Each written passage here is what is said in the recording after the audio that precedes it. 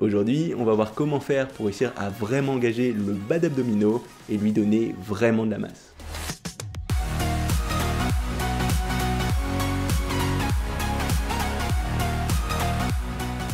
Salut, c'est Nico et aujourd'hui je voulais te parler du bas d'abdominaux et plus précisément voir comment faire pour réussir à enfin le développer si c'est une partie que tu as du mal à faire ressortir. Parce que la plupart des pratiquants qui commencent à cibler ces abdominaux, en général ils vont réussir à développer de la partie haute, un petit peu le milieu, mais cette partie basse elle est très souvent en retard. Et ça vient du fait que ça va être une zone qui est relativement difficile à cibler correctement avec tes entraînements, mais il y a un ajustement que tu pourras faire dès tes prochaines séances qui t'aidera à beaucoup mieux le cibler pour essayer à lui donner de la masse. Et c'est ce que je vais donner dans cette vidéo avec en plus un exercice qui te permettra de faire ça particulièrement efficacement. Mais pour commencer, c'est déjà important de comprendre à quoi correspond ce bas d'abdominaux. En fait, ça va être une partie d'un grand muscle qui s'appelle le grand droit, qui est le principal muscle responsable des tablettes de chocolat, qui vient du bassin et qui remonte jusqu'aux côtes.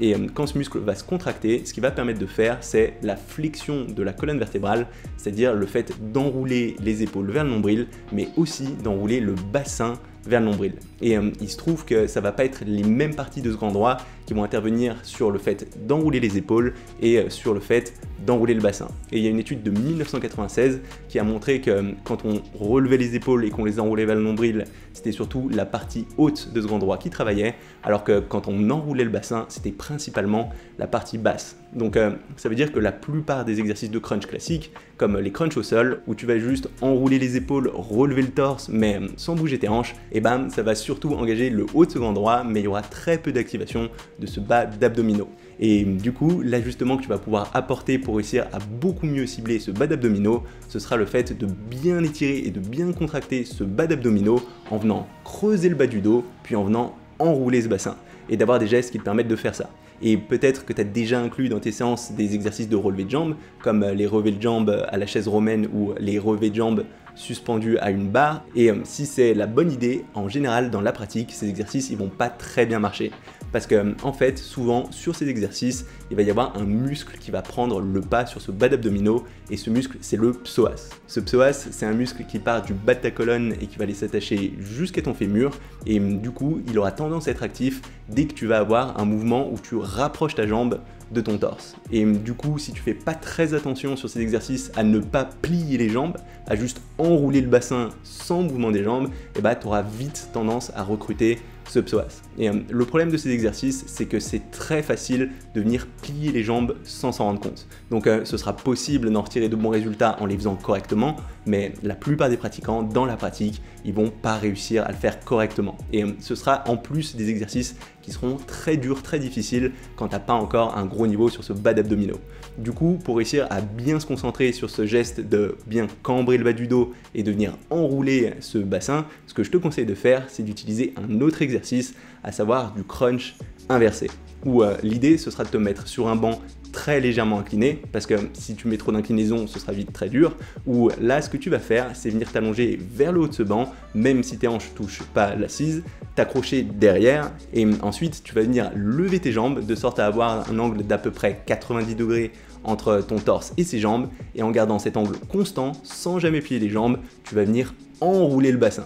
Donc au début de ce geste, pour bien complètement étirer ce bas d'abdos, tu vas t'assurer de bien cambrer le bas du dos, et ensuite tu vas venir enrouler ce bassin pour ramener ses genoux vers ta tête, mais toujours en faisant attention à pas plier les jambes vers ta tête. Et je sais que ça peut paraître pas évident, mais dans la pratique, tu sentiras très vite si tu commences à tricher avec ce psoas. Si tu sens une sensation de brûlure vers tes hanches, ça veut dire que c'est ce psoas qui a commencé à faire le travail.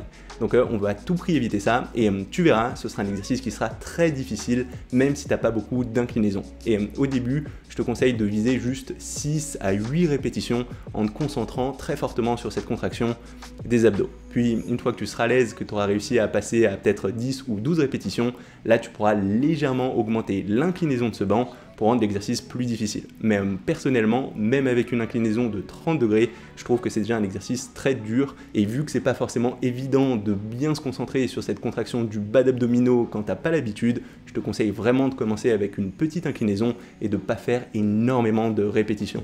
Et si tu veux vraiment mettre l'accent sur ce bas d'abdominaux, ce que je te conseille de faire, c'est de commencer par cet exercice au moins 2 fois par semaine. Parce que si tu travailles tout le temps ces abdos en fin de séance quand tu es déjà fatigué, ce sera très dur d'avoir une contraction de qualité et de mettre suffisamment d'intensité sur cet exercice, surtout si tu n'es pas trop familier avec cette contraction. Et ensuite, une fois que tu as fait cet exercice, si tu veux, tu peux rajouter un deuxième exercice pour mettre plus l'accent sur le haut d'abdos. Donc cette fois, un exercice qui va plus se concentrer sur le fait d'enrouler les épaules vers le nombril plutôt que sur l'enroulement des hanches. Et tu pourras faire ça en faisant par exemple du crunch au sol ou à la machine ou à la poulie, ça marchera très bien. Et même sur ces exercices, tu peux aussi te concentrer sur le fait de venir creuser le bas du dos en étirement complet et de venir enrouler ce bassin vers la fin du geste. Même si ce sera très léger parce que c'est pas des exercices qui s'y prêtent autant, ça te permettra quand même d'avoir un petit peu plus d'activation sur ce bas d'abdos. Donc en conclusion, si ce bas d'abdos il est en retard, c'est souvent parce qu'il est tout simplement pas bien stimulé par les exercices que tu utilises. La plupart des exercices de crunch n'ont pas suffisamment ce geste d'enroulement du bassin, ou parce que sur les exercices d'enroulement du bassin que tu utilises, tu as trop tendance à recruter ton psoas, parce que tu as trop tendance à plier tes jambes au lieu d'enrouler ton bassin. Donc je te conseille vraiment d'utiliser le crunch inversé, d'essayer de le faire 2 fois par semaine, de progresser là-dessus, et au bout de quelques semaines, tu devrais déjà voir un début de progression sur ce bas d'abdos. Donc voilà, ça va être tout pour cette vidéo. Si jamais elle t'a plu, n'hésite pas à mettre un petit pouce bleu ou un petit commentaire.